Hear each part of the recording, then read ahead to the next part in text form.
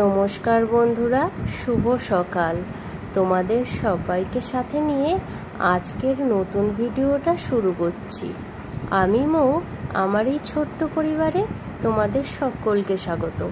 সকালবেলা ঘুম থেকে উঠে ঠাকুর প্রণামটা সেরে নিলাম আর ঠাকুর ঘরের লাইটটাকে বন্ধ করে দিলাম। তারপরে ঘরে চলে আসলাম। আর আজকে যেহেতু শনিবার, অতিরিক্ত গরমের জন্য আবার আজকে স্কুলটা সরকার থেকে ছুটি ঘোষণা করেছে। তাই জন্য ছেলে স্কুলে যায়নি, ও ঘরেই আছে আর ঘুম থেকে উঠেই মোবাইল নিয়ে বসে যায় গেম খেলতে। তারপরে হলো ওর পড়াশোনা, কথা বললে একদমই শোনে না।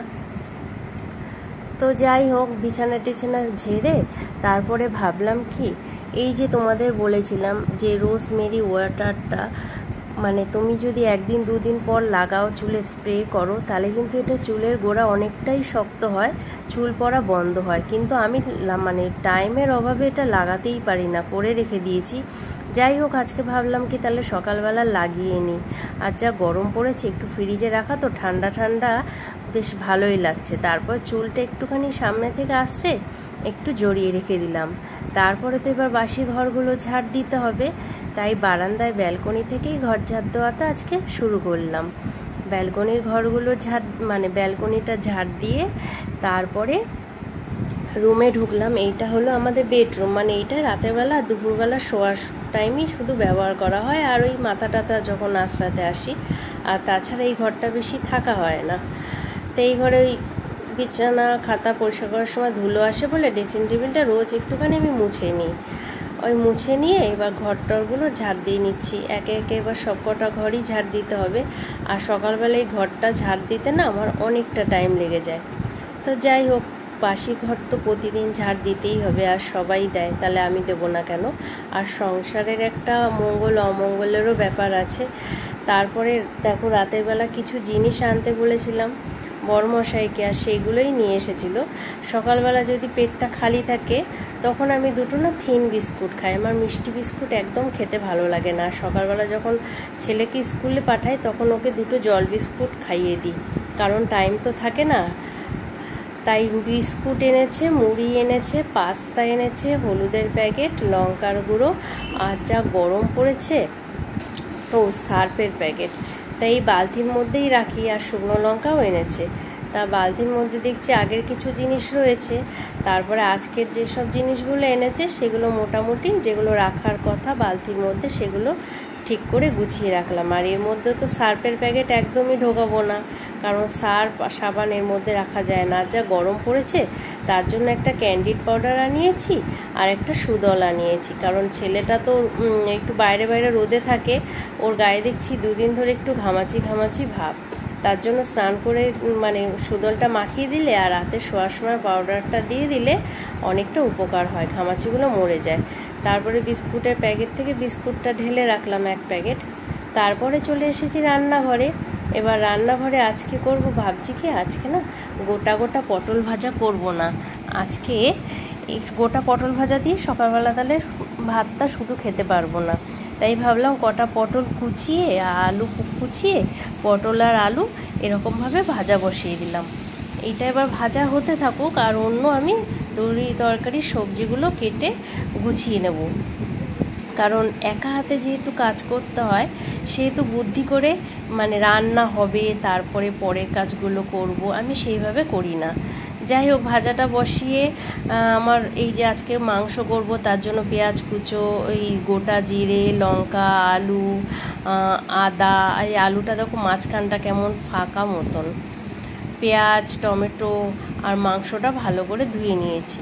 সব কিছু পরিষ্কার করে ধুয়ে কেটে গুছিয়ে নিয়েছি, কারণ ভাজাটা হয়ে গেছে। এইবার মাংসটা যাবো। বা তোমাদের আগে একদিন দেখিয়েছিলাম যে মাংসটা কোনভাবে করলে তাতে চিকেনের টেস্টটা ভালো আসে। সেটা হলো, তুমি যদি সব কিছু মশলা টশলা দিয়ে মাখিয়ে রেখে দাও ম্যারিনেট করে আধ ঘন্টা বা 1 ঘন্টা আগে, তাহলে তার টেস্টটা ভালো হয়। যেহেতু আজকে আমার টাইম নেই, মশলাটা পরে করলাম, যদি এটা মাখিয়ে রাখি তাহলে আরও দেরি হয়ে যাবে রান্নার। তার জন্য আজকে মশলা আমি ভেজেই মাংসটা রান্না করছি। যাই হোক, আলুটা ভাজা নুন হলুদ মাখিয়ে আলুটাকে ভেজে নিয়েছি। তেল রয়েছে দেখেছো হাতার মধ্যে। আলুটা ভেজে লাল লাল করে আলুটা তুলে নিলাম। এবার আমি শুকনো লঙ্কা, তেজপাতা, সাদা গোটা জিরে ফোড়ন দিয়ে দিলাম, আর তারপরে পেঁয়াজগুলো ওই তেলের মধ্যে দিয়ে দিলাম। পেঁয়াজগুলো লাল লাল করে ভাজা হয়ে মানে করে নেব। আজকে মশলা সব কিছু ভেজেই রান্না করব, যেহেতু টাইম নেই। তোমাদের আগেই বললাম, যদি মেখে রেখে রান্না করা হয় না তাহলে ভালো হয়। কি করব, যাই হোক ওগুলো করে মশলা টশলা কষিয়ে এবার নুন হলুদ দিয়ে মাংসটা এমনি মাখিয়ে রেখেছিলাম। নুন হলুদ দিয়ে মাখিয়ে রাখলে কি হয়, মাংসটার মধ্যে নুনটা একটু ভালোভাবে ঢোকে। তা যাই হোক মশলা টশলা কষিয়ে টষিয়ে মাংসটা ভালো করে কষিয়ে হালকা করে এই যে একটু ঢাকা দিয়ে রাখবো, কারণ ঢাকা দিয়ে রাখলে না মাংসটার ভেতর থেকে যা জল বেরোয় তাতে না ভালোভাবে কষানো যায়। তারপর ওটাকে কমিয়ে নিচে চলে এসেছি। নিচে এসে দেখো কত বড় একটা আম পড়ে রয়েছে। আর আমটা সবে জাস্ট পিঁপড়েতে ফুটো করেছে না পাখিতে ফুটো করেছে বুঝতে পারছি না। কিছু আম গাছে রয়েছে যেগুলো লাঠি দিয়ে মানে যায়নি, আমি পারতে পারিনি। তারপরে নিচে এসেছি। নিচে যখন আসলাম ভাবলাম কি একটা জবা ফুল ফুটেছে, যাই হোক মায়ের পায়ে চরণে দিতে পারবো, তার জন্য দেখো জবা ফুলটাকে তুলে নিতে এসেছি। তুলে নিলাম জবা ফুলটা।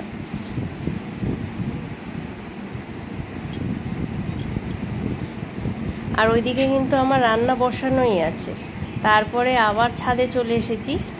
ছাদে চলে এসে বাবা কি রোদের তাপ। আজকে জুতোটা পরে আমি এসেছি ফুল তুলতে। বলো তো কোনো এত রোদের তাপ, ছাদটা এত গরম হয়ে গেছে, পাই দেওয়া যাচ্ছিল না। তা যাই হোক ছাদে আজকে না গাছে বেশি জবা ফুল ফুটিনি, একটা জবা ফুলই ফুটেছে। আর ওই কটা চন্দ্রমল্লিকা আর একটা কি ফুল যেন নাম জানি না, তোমরাও জানালে না যে এটা কি ফুল।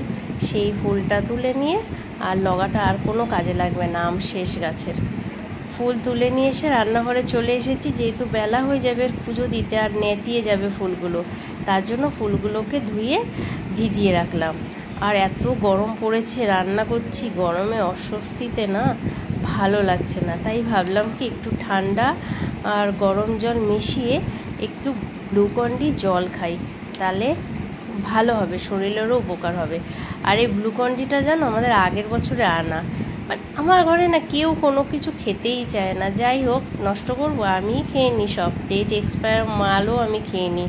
ঠাকুরের ইচ্ছায় আমার কোনো অসুবিধা হয় না। তা যাই হোক 1 গ্লাস ঠান্ডা জল গরম জল দিয়ে গ্লুকন-ডি খেলাম, যেন এখন একটু শান্তি পেলাম, মনে প্রাণে যেন একটু শান্তি হলো। তারপরে যে পাউডারটা এনে রেখেছি, আমার ছেলে মানে পাউডারটা যদি বলি মাখতে এক গাদা ফচ ফচ করে দেবে, সারা গায়ে ড্রেসিং টেবিল ভরে নষ্ট করবে। তাই ভাবলাম ছোট একটা কন্টেনারের মধ্যে পাউডারটা অল্প ঢেলে রাখছি। আর এই পাউডারের তুলিটা না একদম নতুন, আমার এটা বিয়ের সময়কার তুলি, মানে ধরো 18-19 বছর আগে সেই তুলিটা এখনও রয়েছে। তাই ভাবলাম আজকে এটা ব্যবহার করে নিই। দেখো রান্না করতে করতে কত কাজ করে ফেললাম। তারপর রান্নাঘরে চলে এসেছি, দেখছি মাংসটা হয়ে গেছে। যাই হোক এবার গরম মশলা দিয়ে মাংসটাকে তো এখন নামিয়ে নিতে হবে, আর শুকানো যাবে না, শুকিয়েই গেছে। জাস্ট ওই ঝোল যেটুখানি আছে ওটুখানি টেনে নেবে, গাঢ় হয়ে গেছে। দেখো মাংসের কালারটাও ভালো হয়েছে, কিন্তু আজকে আমি না শুকনো লঙ্কা ছিল না, গুঁড়ো দিতে পারিনি, শুধু লঙ্কাটা পেস্ট করেই দিয়েছি। তারপরে সব কাজকর্ম সেরে বাথরুমে চলে আসলাম। আর সার্ফ ছিল না, তাই কোটোটাকে ধুয়ে রেখে দিয়েছিলাম। তা কালকে বড়মশাই সার্ফের প্যাকেটও নিয়ে এসেছে, আর তার জন্য সার্ফের প্যাকেটটা ভাবছি কি তাহলে কোটোর মধ্যে না ঢেলে নিই, আর সেটাই করছি।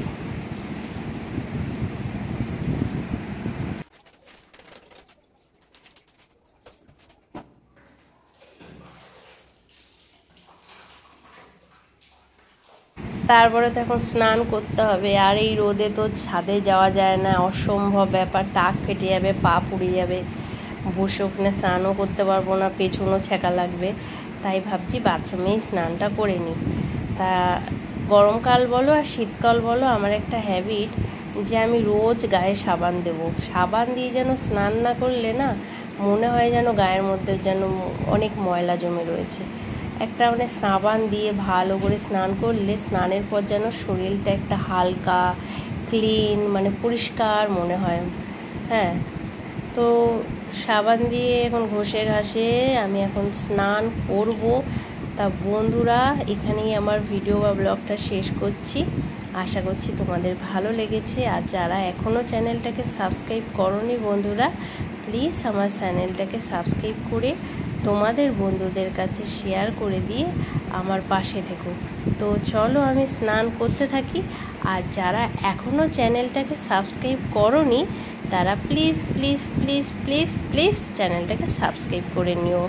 টাটা, সবাই ভালো থেকো, সুস্থ থেকো।